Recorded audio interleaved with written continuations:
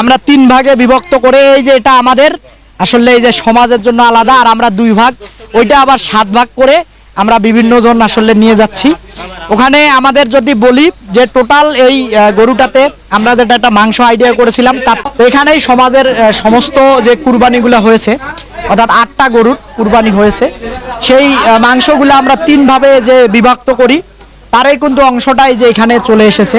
আপনাদেরকে একটু দেখাই, এই যে এখানে তার একটু বৈশিষ্ট্য আপনাদেরকে বলি। ওর কোনো দিকটাতে আপনারা স্পট পাবেন না, একটা দাতাল কিন্তু মাশাআল্লাহ খুবই সুন্দর। ও চুটটা দেখেন খুবই সুন্দর। ওই দিক থেকে যদি দেখাই, সুপ্রিয় দর্শক বন্ধুরা আসসালামু আলাইকুম, ঈদ মোবারক, ঈদ মোবারক, ঈদ মোবারক। ঈদ আপনাদের ভালো হোক এবং শান্তিময় হোক, সুন্দর হোক, সেই কামনাই করতেছি। মহান আল্লাহ তাআলা এই পবিত্র আমাদের ঈদের দিনটে অনেক আনন্দময় এবং সুন্দর করুক। আমরা সবাই পশু কুরবানির মাধ্যমে যাদের সামর্থ্য আছে তারা আসলে এই দিনটাকে পালন করে থাকি, আর যারা সামর্থ্য যাদের নাই তারা হয়তো নামাজ এবং অন্য কিছুর মাধ্যমে পালন করে থাকে। তো আসেন, আমরা একটা সুন্দর একটা গরু আসলে কিনেছি, 7টা শরিক মিলে, অর্থাৎ 7 জন ভাগী মিলে একটা গরু আমরা কুরবানি করতেছি। এই যে দেখেন খুব সুন্দর একটি গরু, আপনারা ইতিমধ্যে হয়তো দেখেছেন, আপনাদেরকে দেখিয়েছি। এই যে দেখেন গরুটা মাশাআল্লাহ একেবারে খুবই সুন্দর কিন্তু মাশাআল্লাহ। একটু এই কাছ থেকে যদি দেখাই, গরুটার একটু বৈশিষ্ট্য আপনাদেরকে বলি। ওর কোনো দিকটাতে আপনারা স্পট পাবেন না, একটা দাতাল কিন্তু মাশাআল্লাহ খুবই সুন্দর। ও চুটটা দেখেন খুবই সুন্দর। ওই দিক থেকে যদি দেখাই, ও কিন্তু আমরা আসলে গরু যে কুরবানি আমরা দিয়ে থাকি বা আপনারা যারা দিয়ে থাকেন, আসলে টাকার সঙ্গে আসলে পরিমাপ করার কোনো তুলনা হয় না। সবচাইতে বড় কথা হলো এটা।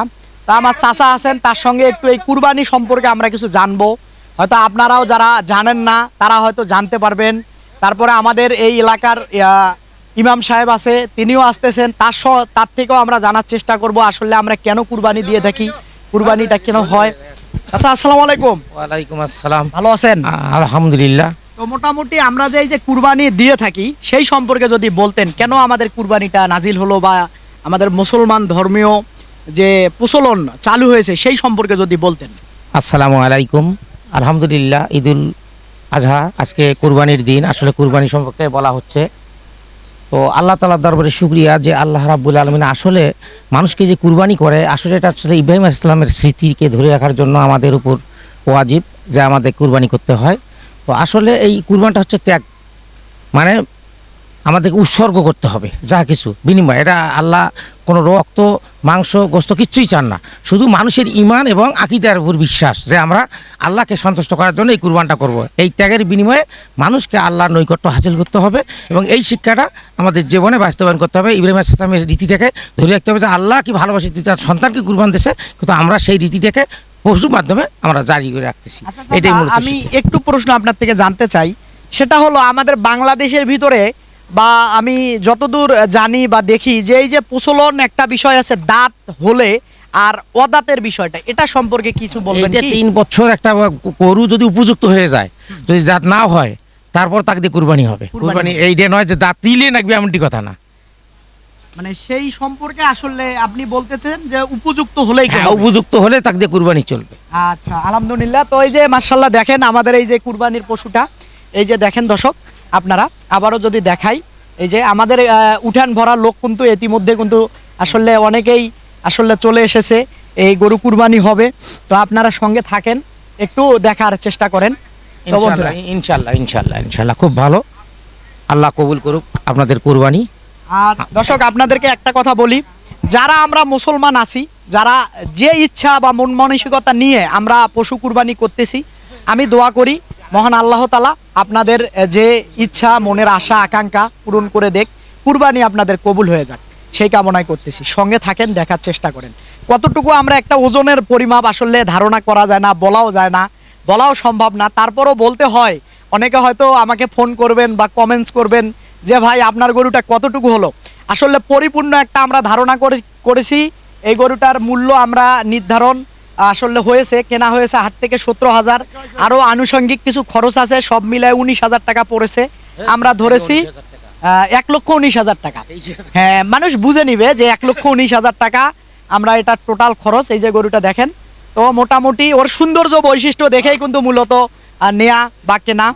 তো আসলে আমরা পরিমাপ করেছি 4 মনের থেকে একটু শর্ট হবে, 3.5 মনের বেশি হবে। আসলে সঙ্গে থাকেন, কতটুকু হয় আপনাদেরকে দেখাবো, আর আপনারাও একটু আন্দাজ করে নেন যে কতটুকু হতে পারে। আপনারাও একটু ধারণা করে নিয়েন, গরুটা আবারও যদি দেখাই, একটু ধারণা করে নিবেন, আপনারাও কমেন্টস করে জানাবেন যে কতটুকু হবে। আপনারা একটু দেখেন ডানে বামে, তো সঙ্গে থাকেন, দেখার চেষ্টা করেন ইনশাল্লাহ।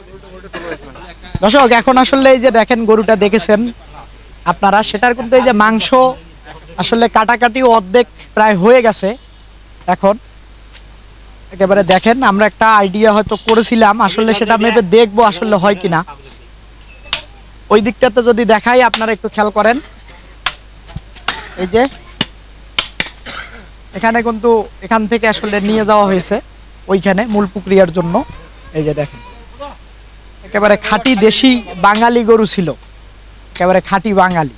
তো সবচাইতে বড় বিষয় হলো, আমাদের একটু না বললেই নয়, জানি না হয়তো আমাদের সমাজের লোক বা আপনারা দূরে বসে দেখবেন, অনেকে কি ভাববেন আমি সেটা ভাববো না, কিন্তু আমি সঠিক একটা জিনিস হয়তো অতি পূর্বে আমাদের এলাকার থেকে বলি বা গ্রাম থেকে বলি, অজানা কিছু কিছু ঘটনা থেকে যায়। আসলে প্রয়োজন বোধ আমরা মনে করি না কাউকে দেখানোর। অনেক আছে যে দেখাতে চায় বা ইচ্ছামন মানসিকতা হলেও কিন্তু করে না। তা আমার ইচ্ছাটা হলো সবচাইতে বড় জিনিস, যে আমি কেন দেখাবো না। আমাদের এই রংপুর জেলায়, আমি যে আমার বাড়ির ঠিকানা তো বারবার আপনারা হয়তো যারা নিয়মিত প্রতিবেদন দেখেন তারা হয়তো জানেন। সবচাইতে বড় বিষয় হলো, আমাদের এই সমাজে মোটামুটি লোক, দাদা আমার এই যে দেখেন, এই দাদার সঙ্গে পরিচয় করায় দেই, আমার পাশেই এই দিকটাতে বাড়ি আমাদের গ্রামের। তো দাদা আসসালামু আলাইকুম। ওয়ালাইকুম আসসালাম। ভালো আছেন তো? আছি, ভালো আছি। ইনশাআল্লাহ। আজকে তো ঈদের দিন, সবকিছু মিলে কেমন লাগতেছে অনুভূতিটা? খুব ভালো, খুব ভালো লাগতেছে। ভালো লাগতেছে। আচ্ছা, এই যে এইখানে আমার এই যে আরেক চাচা, সেও আমাদের পাশে বাড়ি। চাচা আসসালামু আলাইকুম। ওয়ালাইকুম সালাম। কেমন লাগতেছে বাবা? ভালো লাগতেছে। আজকে নিজের গরু কুরবানি দিতেছেন, নিজেই মাংস বানাচ্ছেন, কেমন হ্যাঁ। অনুভূতি লাগতেছে? খুবই মজা লাগতেছে, ভালো লাগতেছে খুব। মনের থেকে বলতেছেন নাকি রাগ করে বলতেছেন? না, একবারে মনে থেকে। আচ্ছা, তো এই যে একটা অনুভূতি, বা দেখেন এই যে আমাদের এগুলা কিন্তু সবাই আমাদের নিজেদের এলাকার, বা আমরাই পাড়া প্রতিবেশী, কেউ হয় ভাই ভাতিজা, কেউ হয় দেখা যায় যে চাচি আন্টি, এরকম সবাই কিন্তু আমরা নিজেরাই। আসলে এখানে যে স্পেশাল কোনো গরু বানানোর লোক তেমনটা কিন্তু না, আমরা কিন্তু নিজেরাই।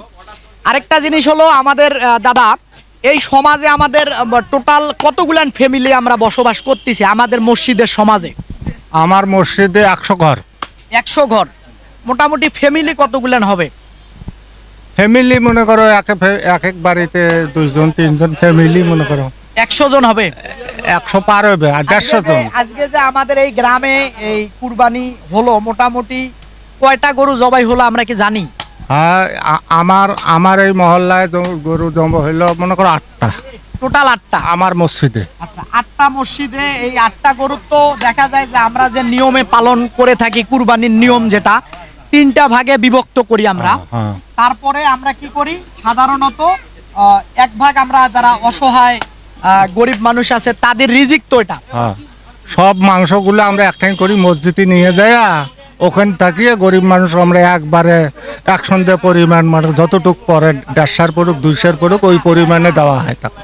আচ্ছা আচ্ছা, দর্শক, তো আপনারা হয়তো এখানে আমাদের এই যে 7টা শরিক মিলে এই গরুটা কুরবানি দিয়েছি, তো এরকম কিন্তু আরো যারা এই যে 8টা আমার দাদায় বললো, যেমনটা 8টা গরু আমাদের সমাজের মসজিদে কুরবানি হয়েছে, যাদের সামর্থ্য আছে তারাই আসলে হয়তো দেওয়ার, গরিব এলাকা যাদের সামর্থ্য আছে তারাই তো দিবে। আর যারা দিতে পারতেছে না তাদের জন্য দোয়া করবেন, যাতে তারা সামনে বছর ইনশাল্লাহ দিতে পারে, এই আশা আমরা করব। এটা আমার পক্ষ থেকেও বলা। তো সবচাইতে বড় কথা হলো, এখান থেকে এই মাংসগুলো কেমন প্রক্রিয়ায় আমরা যে গ্রামে সাধারণ মানুষের কাছে পৌঁছায় দেই, সেটা তো অবশ্যই নিশ্চয় দেখতে চান। সেটা কিন্তু দেখার জন্য আপনারা অপেক্ষায় থাকবেন এবং সময় নিয়ে দেখবেন, তাহলে আমাদের এই রংপুরে আসলে কেমন কিভাবে আমরা বন্টন করে থাকি আর কতটুকু পরিমাণ আমরা গ্রামের লোককে দিতে পারি সেটাও আপনারা হয়তো নিশ্চয় দেখতে পারবেন। এই যে এখন দেখেন মোটামুটি প্রক্রিয়া চলতেছে। কতটুক লোক কুরবানি দিতে পারে না, ওই লোক নামগুলো লিস্ট করিয়ে যতটুক করি মাংস পরে অতটুক করি প্রত্যেক ঘর ঘর পৌঁছে দেওয়া হয়। হ্যাঁ, সেটা কিন্তু অবশ্যই একটা লিস্ট হবে আজকে, সে লিস্টটা কিন্তু অবশ্যই আপনাদেরকে জানিয়ে দেব।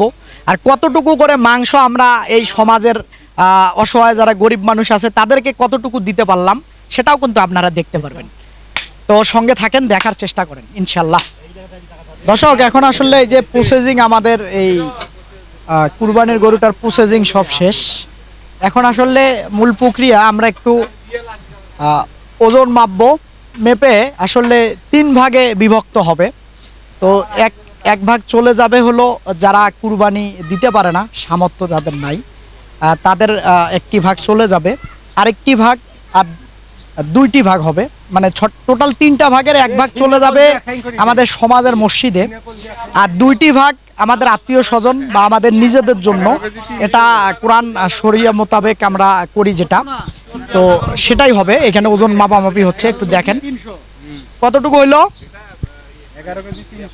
11 কেজি 300। হ্যাঁ, 100। তাহলে আরো কোথার থেকে দাও?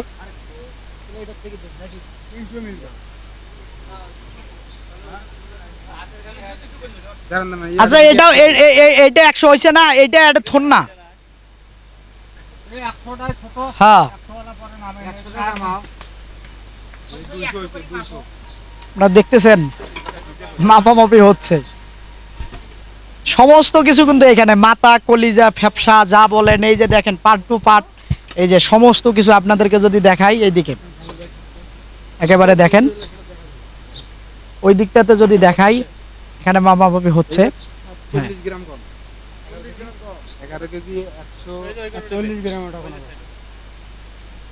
এখানে তো 11 কেজি 900 গ্রাম হয়েছে, এটা বেশি হয়েছে না? এখানে বেশি হয়েছে।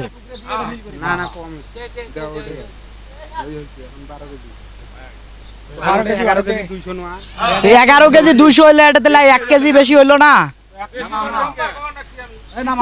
হ্যাঁ হ্যাঁ, এখন ঠিক আছে। দর্শক, আসলে মাপামাপি হচ্ছে, আপনারা একটু ধৈর্য সহকারে দেখেন, তাহলে হয়তো বুঝতে পারবেন। এই যে হাড় মাপা হচ্ছে আর কি।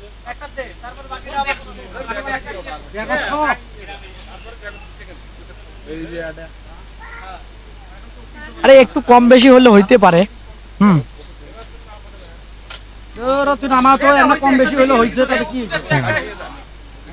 হ্যাঁ, টোটাল হাড়টা মাপামাপি হয়ে গেল। তারপরে একটু আমরা মাংসটা মাপবো। তা আমরা বুঝলাম ওখানে মোটামুটি 34 কেজি আমরা পাইলাম হাড়। তারপরে আমরা টোটাল মাংসটা মাপবো, তারপরে হয়তো টোটালটা বলতে পারবো হয়তো।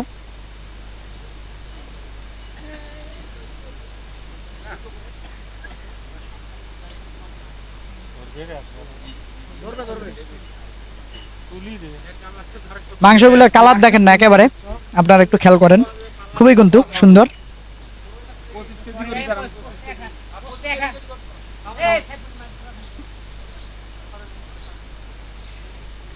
হ্যাঁ, 25 কেজি করে দেন।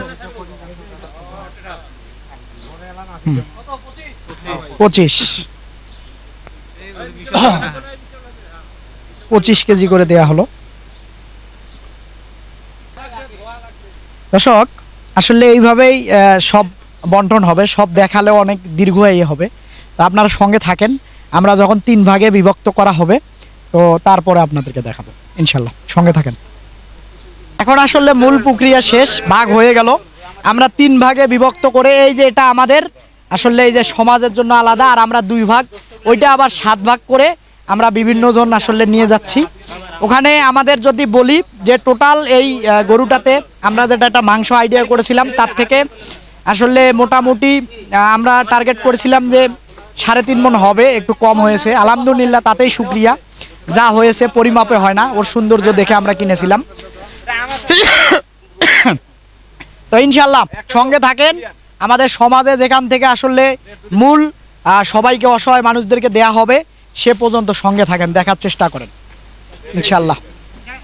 দর্শক, এখন আমি দাঁড়িয়ে আছি আমাদের সমাজের এই যে মসজিদ দেখতেছেন, এই দিকটাতে যদি দেখাই আপনারা একটু লক্ষ্য করেন, এটা কিন্তু আমাদের সমাজের মসজিদ। আপনারা দেখেন, এটাতে আমরা আল্লাহর নামাজ পড়ি।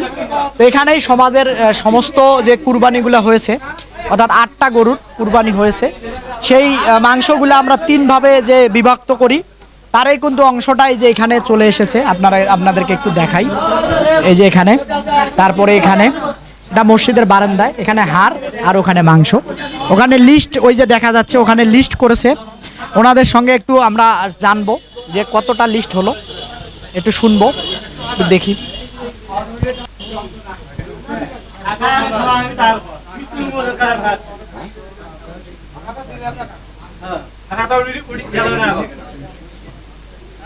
তাহলে 627 গ্রাম করে মারো।